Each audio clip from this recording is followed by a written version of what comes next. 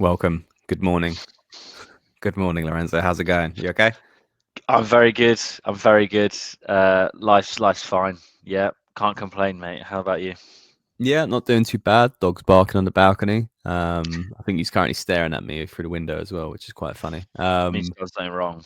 Yeah. He's either wants to go for a poo or he's had enough of me talking about Milan, which is Probably, quite fitting. We're probably only that one. only 40 seconds in, but yeah, all good, all good. Can't complain. Can't complain. I thought we'd have a bit of fun today. I thought we'd talk about um, get our minds off the current team right now. And I think it's all quite mentally probably stimulating if we all do this and look back because then we can't. It's hard to look forward when we don't know what's waiting us in the future. But let's look back. Let's look back, and specifically, it's always we always look back and we go, all right, there's definitive moments and players that we dream about having play for us again. But let's think about something a bit different. Let's think about players that um, I call them underrated legends, or equally just underrated players that you respected quite a lot as fans. And I'm a big fan for like players.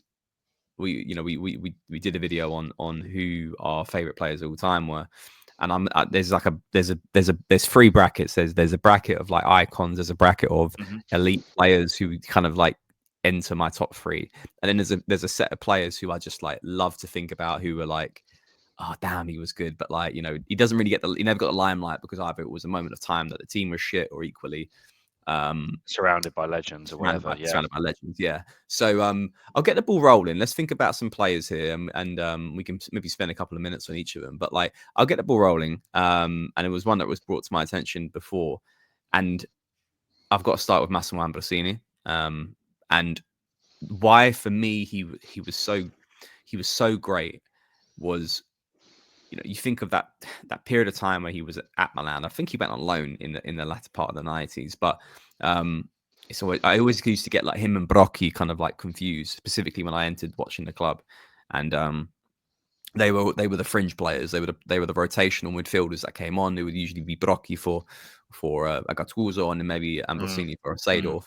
Um, but then I think as time went on, specifically in the early part of the 2000s, Ambrosini had more of a role to play in that side.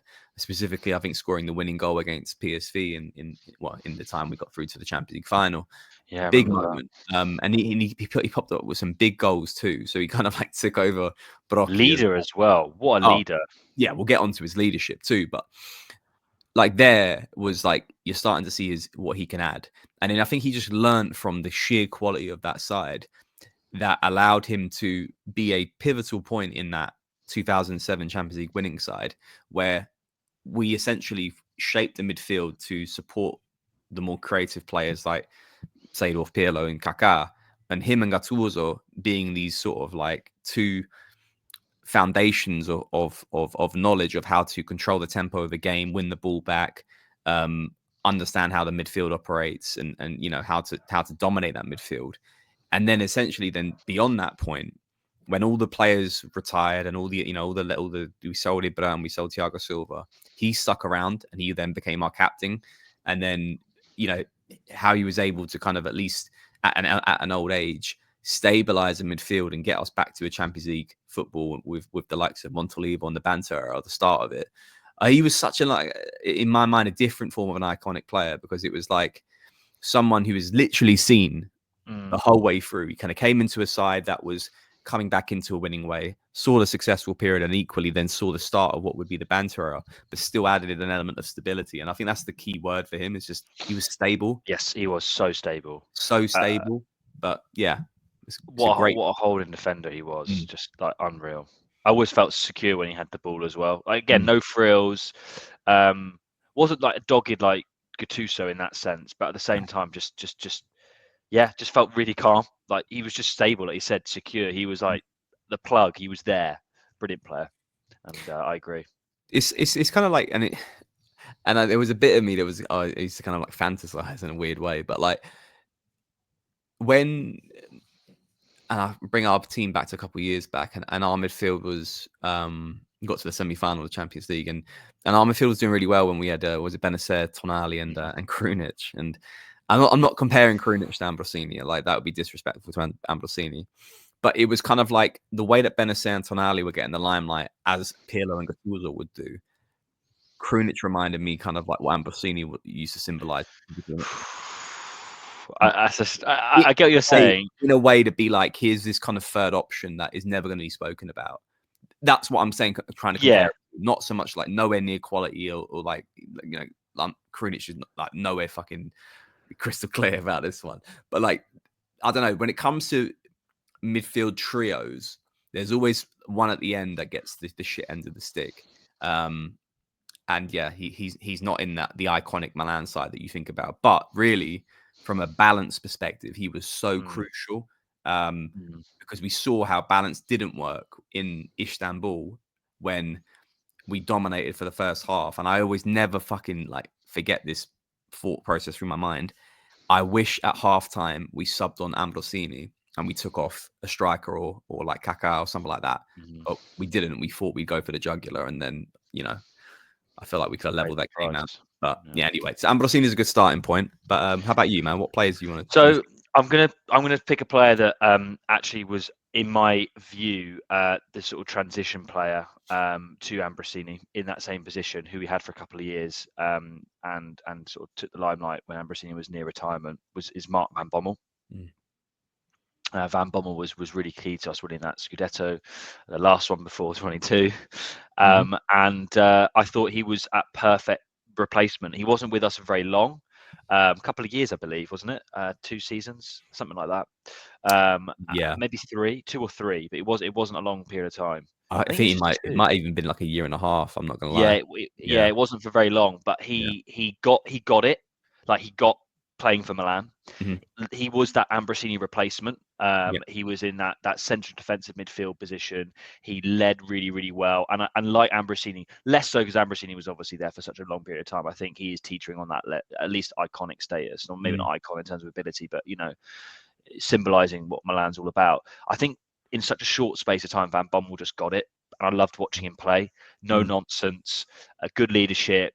I would always remember the tackles he would make. He'd celebrate like mad every single time he would get like a ball out of possession, or he would tackle a player. He was just like a proper passion merchant, hard as nails as well. So for me, Van Bommel is on that. I know we both picked midfielders, but they were both key. They were both really, really key at different periods of time.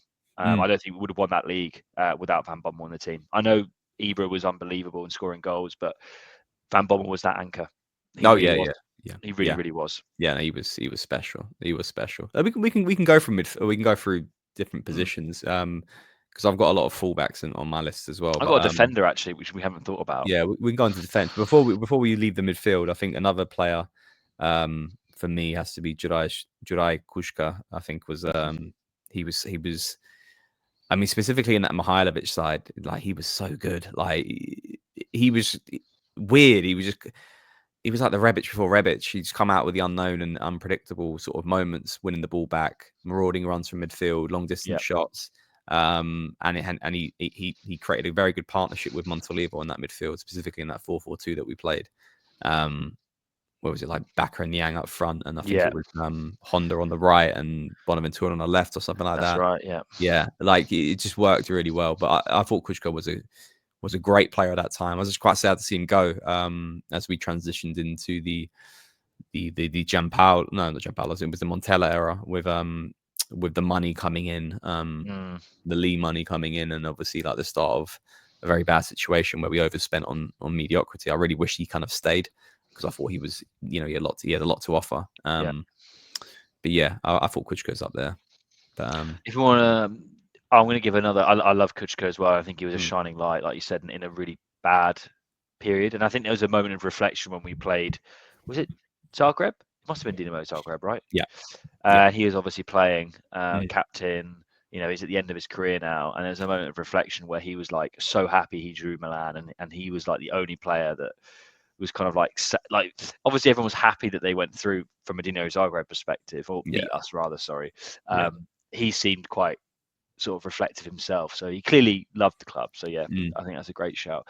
Very quickly, before we move on to a different position, I just want to say Bonaventura. Obviously, I think we've got to the point where we're all revisionists and think, wow, Bonaventura is still playing now for Mm. Fiorentina, and he'd actually be brilliant for us as a rotation option even now.